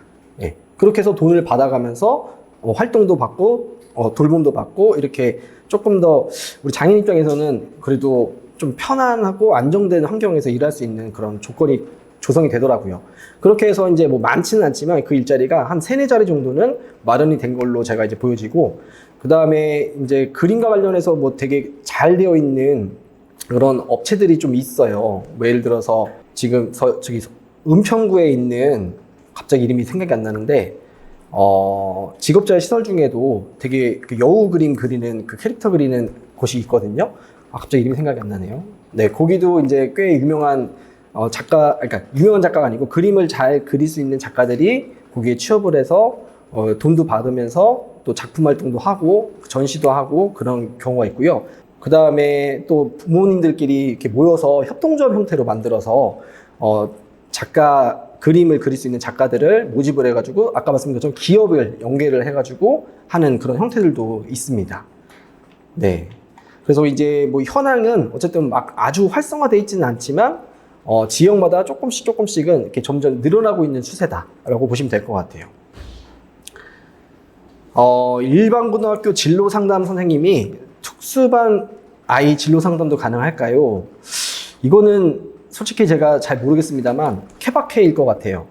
물론 그렇게 능력이 뭐 특수 쪽까지 영역까지 확대해서 알고 계신 분들도 계실 수 있겠지만, 근데 제가 이제 감히 예측하기로는 좀 어렵지 않을까. 예. 그 진로 상담 선생님이 특수교사 중에서도 있습니다. 특수교사 중에 진로 진학 상담을 하시는 선생님들이 계시거든요. 그런 선생님들을 찾아서 한번 연결해 보시면 어떨까 싶습니다. 자, 다음은 저희 아이는 사람을 아주 좋아하는 지적 1급의 아이예요. 웬만한 간단한 소통은 다 되지만 산만합니다. 3시간 정도의 복지 일자리와 주간 활동을 하루 일과로 설계해 주고 싶은데 복지 일자리 가능할까요? 네. 가능은 합니다. 네. 3시간에서 뭐 우리가 뭐 한 달에 몇 시간이었죠? 제가 150시간이었나요? 정확하진 않은데 복지 일자리라고 하든가 또는 그냥 일반형 일자리 사업이 있죠. 예, 그 국가에서 재정을 지원해줘서 하는 일자리 사업인데, 근데 이 일자리 사업은요, 만약에 1년에 11개월 단위로 계약을 합니다. 그렇기 때문에 1차전에 만약에 11개월을 했어요. 복지 일자리 사업을. 근데 그 다음에 또 할 수 있느냐? 그거는 그때 가서는 또 상황이 달라질 수 있기 때문에 매번, 그러니까 연속적으로 계속해서 한다라는 건 불가능할 수 있습니다. 그렇기 때문에 일단은 복지 일자리 가능은 하지만 첫 해에는 되게 유리해요. 왜? 안 해봤기 때문에. 레퍼런스가 전혀 없기 때문에, 뭐, 대화도 가능하고, 뭐, 이런 게 산만함이 있지만, 그럼에도 불구하고 어느 정도 좀 수행이 가능하다 하면 선택될 확률이 높습니다. 하지만 2차년, 3차년에까지도 계속적으로 연속해서 선택이 되느냐? 그거는 좀 어려움이 있을 수 있습니다. 내년 2월에 졸업하는데, 같이 살다 늦게 독립하는 게 맞는지 일찍 하는 게 나을지 고민이 돼서요. 네, 이거는 뭐 전적으로 사실 부모님의 이제 선택에 달려 있을 것 같고, 또 자녀와 상담을 해서 의논을 해서 결정을 해야 될 부분인 것 같습니다. 뭐 예를 들어서 자녀분이 어느 정도 좀 이렇게 의사소통이 가능하고 독립적인 의사결정이 좀 가능한 친구라고 하면 그 자녀의 의견을 좀 존중해 주는 게 되게 중요할 것 같아요. 뭐 무조건 성인이 됐다고 20살 됐다고 야, 너 나가 살아. 이거는 좀 우리 자녀분들한테는 적합하진 않을 것 같아요. 요즘에 우리 비장애인 자녀분들도 집에서 나가라고 해도 안 나가는 경우들도 꽤 많이 있거든요. 그렇기 때문에 이거는 부모님들께서 좀 자녀와 충분하게 얘기를 많이 해보고 결정하시는 게 어떨까 싶습니다. 네. 그리고 이제 재직 중인 과에 발달장애 학생이 있다고 하셨잖아요. 네. 그러면 활동보조사와 함께 생활하는지 혼자서 생활은 가능한지 궁금합니다. 일단은 그 대학에서 이제 우리 장애 학생들이, 그러니까 제가 아까 말씀드렸던 사례는요, 장애 학생은 아니에요. 왜 아니냐면요, 법적으로 등록 장애인이 아닙니다. 근데 장애가 있어요, 분명히. 하지만 부모님이 등록을 안 하셨어요. 특수교육 대상 학생으로 저희 과에 들어온 겁니다. 특별 전형으로. 특수교육 대상 학생은요, 대학 갈 때 특별 전형으로 들어올 수 있다고 합니다. 그렇기 때문에 들어왔는데, 근데 딱 봐도 죄송하지만 지적장애예요. 네, 자폐 성향도 약간 갖고 있고요. 그러니까 전형적인 발달장애 학생인데, 그래서 솔직히 말하면 그러니까 활동 지원이 지금 제도가 도입이 안 되죠. 이 친구는 등록장애인이 아니기 때문에. 그렇기 때문에 근데 대학에서는 그게 있습니다. 장애학생 지원센터라는 게 있어서요. 장애학생이 입학을 하게 되잖아요. 그러면은 장애학생을 지원해주는 제도가 있어요. 그래서 같은 관련 학과의 대학생 중에 장애학생을 지원해줄 수 있는 학생을 지정을 할 수가 있습니다. 1명에서 많게는 2명, 3명 이렇게 지정을 해서 이 친구들이 학습을 하는데 지원을 해줍니다. 뭐 화장실을 갈 때도 동행을 하고요. 밥을 먹을 때도 같이 하고요. 이런 제도가 있기 때문에 활동 지원 제도랑 상관없이 지원을 받을 수 있는 건 있습니다. 예. 자, 체육 과목으로 돌봄과 취업을 통합이 된다는데 좀 더 구체적인 설명을 해주세요. 네. 이게 체육 과목이라고 하긴 그렇고요. 체육 종목이라고 말씀드리면 되겠는데, 이게 제 실제 사례를 좀 하나 말씀드리면요. 제가 운영하고 있는 더메크 사회협동조합 파주지부에서요. 파주지부장이 하고 있는 일이 뭐냐면, 어떤 장애인 고용을 해야 되는 기업과 중견기업이에요. 장애인을 최소 30명 정도 고용해야 되는 기업입니다. 이 기업이랑 어떻게 하다가 조인이 됐어요. 근데 이 기업에서는 장애인을 직접 채용하기가 어려우니까 조인을 해서 이 사람들한테 뭘 했냐면 장애인 축구단을 만들어 달라 한 거예요. 그 회사에 축구단을 만든 겁니다. 예를 들어서 뭐 그냥 A라는 업체가 있으면 A 업체에 장애인 축구단 이걸 창설을 해가지고요. 그 축구단에 장애인 체육선수로 등록을 시킨 거예요. 그리고 약 한 25명에서 30명의 장애인분들을 저희 파주에 있는 그 센터장이 오전에 아침 9시부터 오후 1시까지 4시간을 근무를 시킵니다. 근데 근무를 시키는데 어떤 게 일을 하는 게 뭐냐면요. 대회를 나가기 위한 축구 활동을 준비를 하는 거예요. 축구 수업을 가르치고, 축구 경기를 하는 것도 있지만 축구를 잘하려면은 기초 체력도 향상시켜야 되고 여러 가지 부분이 이제 필요로 하겠죠. 자, 그렇기 때문에 그런 식의 접근을 해서 4시간의 이제 근무를 하게 됩니다. 자, 그렇게 하고 1시에 보통 퇴근을 하는데 뭐 어떤 분들은 뭐 아까 말씀드린 것처럼 직업자 시설로 가는 경우도 있고, 시설에 가서 훈련생으로 가는 경우도 있고, 또는 뭐 주간활동 서비스 센터에 연계해서 돌봄을 받는 경우도 있고, 뭐 다양한 형태가 있다라고 이제 보시면 될 것 같습니다.